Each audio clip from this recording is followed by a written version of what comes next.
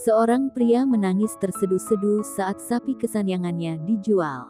Perpisahan antara seekor sapi dan majikannya yang penuh haru itu terekam dalam video dan beredar luas menjadi viral.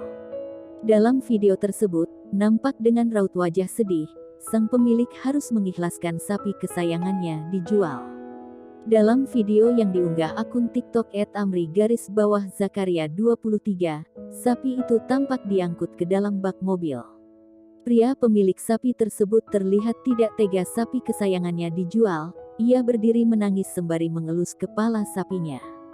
Setelah menjadi viral, netizen beramai-ramai memberikan beragam tanggapan. "Aku pernah ada di posisi itu, sedih banget karena kita pelihara dengan hati bukan hanya cari keuntungan saja," ujar salah satu netizen.